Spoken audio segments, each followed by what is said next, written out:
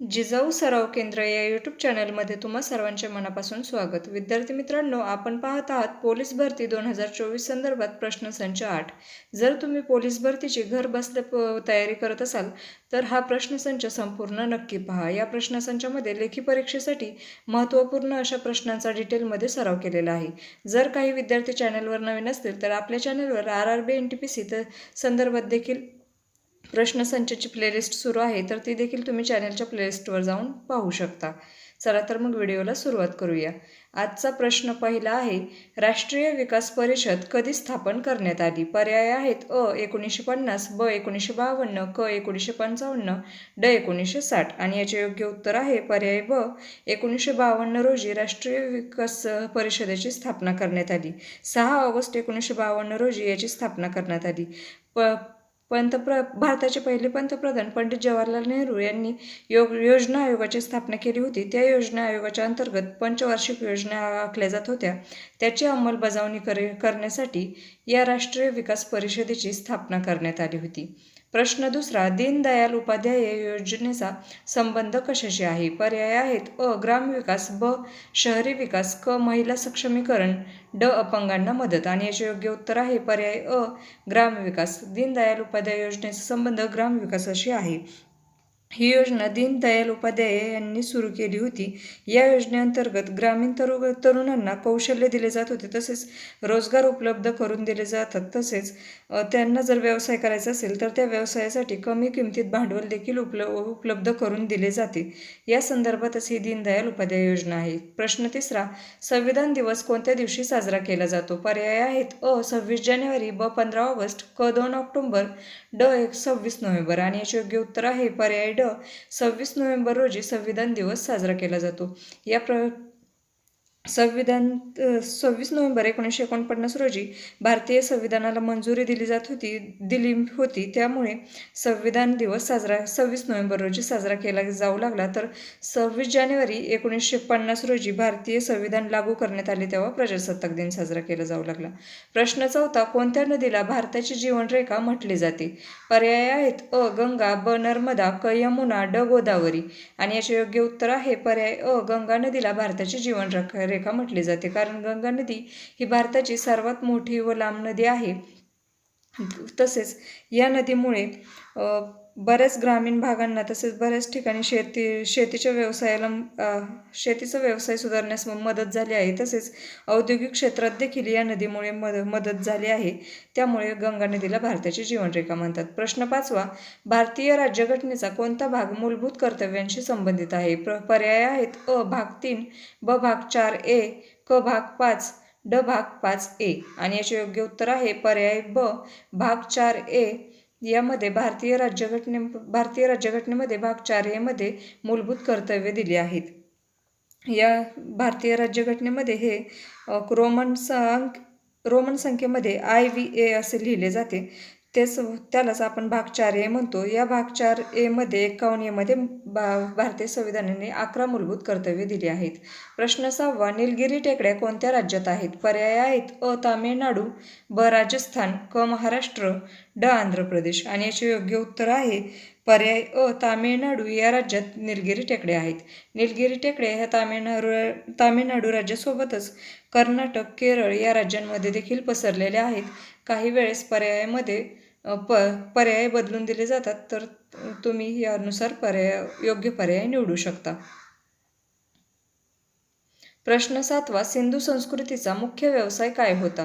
पर्याय आहेत: अ व्यापार, ब मांसाहार, क शेती, ड हस्तकला. आणि याचे योग्य उत्तर आहे पर्याय क शेती. सिंधू संस्कृतीचा मुख्य व्यवसाय हा शेती होता. तसेच त्याला जोडधंदा म्हणून ते पशुपालन किंवा इतर व्यवसायही करत होते. सिंधू संस्कृती ही पूर्वीच्या काळी हडप्पा व मोहेंजोदडो येथे आढळून आली होती. हे दोन्ही शहरे ही पूर्वीच्या काळी होती, परंतु तरी देखील ही प्रगत शहरे होती, कारण त्यांचे नियोजन हे आधुनिक शहरांप्रमाणेच होते. तसेच ते स्वच्छतेच्या बाबतीत देखील खूप जागरूक होते. प्रश्न 8वा, भारताचे राष्ट्रीय गान जन गण मन किती वेळेत गायले जाते? पर्याय आहेत: अ 48 सेकंद, ब 52 सेकंद, क 1 मिनिट, ड 1 मिनिट 10 सेकंद आणि याचे योग्य उत्तर आहे पर्याय ब 52 सेकंद. भारताचे राष्ट्रीय गान जनगण मन हे 52 सेकंदामध्येच गायले जाते. याचे उत्तर आपल्याला जसे आपण शालेय जीवनात प्रवेश करतो तेव्हापासूनच माहीत झाले असेल, कारण शालेय जीवनात याचं काटेकोरपणे पालन केले जाते. प्रश्न 9. कोणत्या खेळासाठी दुरंड कप दिला जातो? पर्याय आहेत अ हॉकी, ब क्रिकेट, क फुटबॉल, ड कबड्डी आणि याचे योग्य उत्तर आहे पर्याय क फुटबॉल. या खेळासाठी दुरंड कप दिला जातो. फुटबॉल या खेळाची सुरुवात भारतामध्ये ब्रिटिशांच्या काळापासून झाली होती, म्हणजेच 1888 पासून फुटबॉल या खेळाची सुरुवात झाली होती व ब्रिटिश अधिकारी हेनरी ड्युरंड यांनी या खेळाची सुरुवात केली होती. त्यामुळे त्यांच्या नावावरूनच याला ड्युरंड कप असे नाव दिले जाते किंवा ड्युरंड कप असे देखील म्हटले जाते. प्रश्न 10. भारतात तलावांचे शहर म्हणून कोणते शहर ओळखले जाते? पर्याय आहेत अ जोधपूर, ब उदयपूर, क जयपूर, ड भोपाळ आणि याचे योग्य उत्तर आहे पर्याय ड भोपाळ. या शहराला तलावांचे शहर म्हणून देखील ओळखले जाते. विद्यार्थी मित्रांनो, पर्यायामध्ये तुम्हाला तर समजलेच असेल की जोधपूर, उदयपूर व जयपूर हे राजस्थानमधील शहरे आहेत. त्यामुळे हे राजस्थानमध्ये पाण्याची कमतरता असल्यामुळे हे तर तलावांचे शहर होऊ शकत नाही, तर भोपाळ हे तलावांचे शहर म्हणून ओळखले जाते. हे आपण पर्यायावरून देखील ओळखू शकतो. परंतु भोपाळ या शहरामध्ये नैसर्गिक तसेच कृत्रिमरित्या बनवलेली खूप सारे शहरे आहेत, म्हणून त्याला तलावांचे शहर म्हणून ओळखतात. प्रश्न 11. कोणत्या राज्यात सातपुडा पर्वतरांग आहे? पर्याय आहेत अ मध्य प्रदेश, ब केरळ, क कर्नाटक, ड राजस्थान आणि याचे योग्य उत्तर आहे पर्याय अ मध्य प्रदेश. या राज्यात सातपुडा पर्वतरांग आहे. ही सातपुडा पर्वतरांग ही गुजरात राज्यामध्ये सुरू होऊन ती महाराष्ट्र, मध्य प्रदेश तसेच छत्तीसगडमध्ये पसरली आहे व छत्तीसगडमध्ये याचा शेवट होतो. त्यामुळे पर्यायानुसार तुम्ही योग्य पर्याय निवडू शकता. काही वेळेस पर्याय बदलून दिले जातात. प्रश्न 12. सहकारी चळवळ सर्वप्रथम भारतात कोणत्या राज्यात सुरू झाली?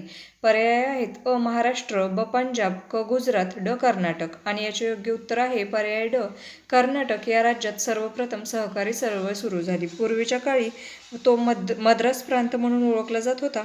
त्या मद्रास प्रांतात या सहकारी चळवळीची सुरुवात झाली होती. त्यामुळे मद्रास प्रांतामध्ये सध्याचे कर्नाटक राज्याचा देखील समावेश होता. या कर्नाटक राज्यातील छोट्या गावात 1904 साली ब्रिटिश अधिकारी फेडरिक निकोल्सन यांनी या सहकारी चळवळीची सुरुवात केली होती. प्रश्न 13. भारतीय रिझर्व्ह बँकेची स्थापना कोणत्या वर्षी झाली? पर्याय आहेत अ 1920, ब 1935, क 1947, ड 1950 आणि याचे योग्य उत्तर आहे पर्याय ब 1935 साली भारतीय रिझर्व्ह बँकेची स्थापना कोलकाता येथे करण्यात आली होती. तर 1937 साली त्या भारतीय रिझर्व्ह बँकेचे मुख्यालय मुंबई हे शहर करण्यात आले. तर सी.डी. देशमुख हे या भारतीय रिझर्व्ह बँकेचे पहिले भारतीय गव्हर्नर होते. तसेच ब्रिटिश काळामध्ये एवढे मोठे स्थान मिळवणारे ते पहिलेच भारतीय होते. प्रश्न 14. RTGSचा पूर्ण अर्थ काय आहे? पर्याय आहेत अ रिअल टाइम ग्रॉस सेटलमेंट, ब real time gross general service, क रिझर्व्ह टाइम ग्रॉस सेटलमेंट, ड रॅपिड टाइम जनरल सर्व्हिस आणि याचे योग्य उत्तर आहे पर्याय अ रिअल टाइम ग्रॉस सेटलमेंट. हे RTGSचा संपूर्ण अर्थ आहे. विद्यार्थी मित्रांनो, परीक्षेमध्ये एक का होईना संक्षिप्त रूप व पूर्ण रूप असे याबद्दल एक का होईना प्रश्न येत असतो. त्यामुळे तुम्हाला याचा देखील अभ्यास करायचा आहे. प्रश्न 15. स्वातंत्र्यवीर सावरकर आंतरराष्ट्रीय विमानतळ कोणत्या ठिकाणी आहे? पर्याय आहेत अ कोलकाता, ब चंदीगड, क पोर्ट ब्लेअर, ड चेन्नई आणि याचे योग्य उत्तर आहे पर्याय क पोर्ट ब्लेअर. या ठिकाणी स्वातंत्र्यवीर सावरकर आंतरराष्ट्रीय विमानतळ आहे. तर हे पोर्ट ब्लेअर हे अंदमान निकोबार बेटावरील एक शहर आहे.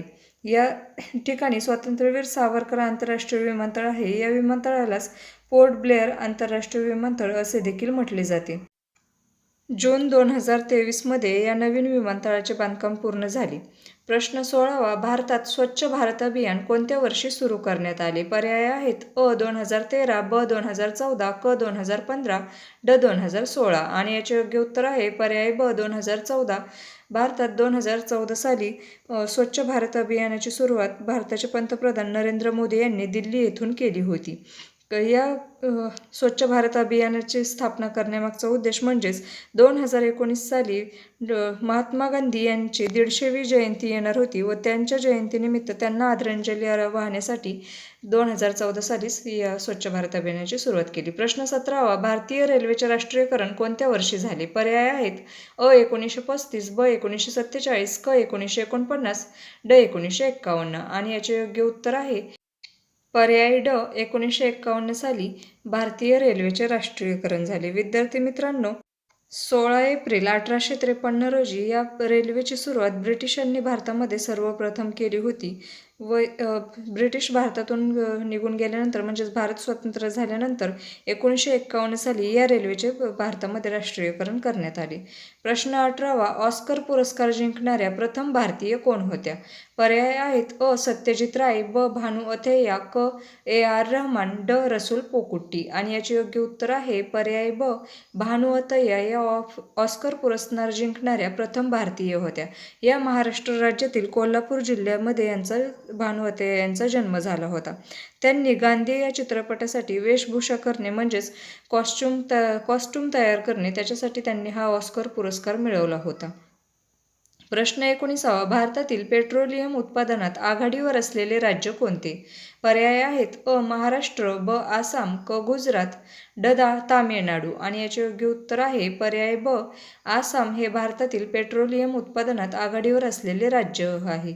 विद्यार्थी मित्रांनो, सर्वप्रथम भारतामध्ये आसाममधील दिग्बोई या शहरात सर्वप्रथम कोळशाचे साठे आढळून आले. तसेच या ठिकाणी पेट्रोलियमचे नैसर्गिक साठे देखील आढळून आले.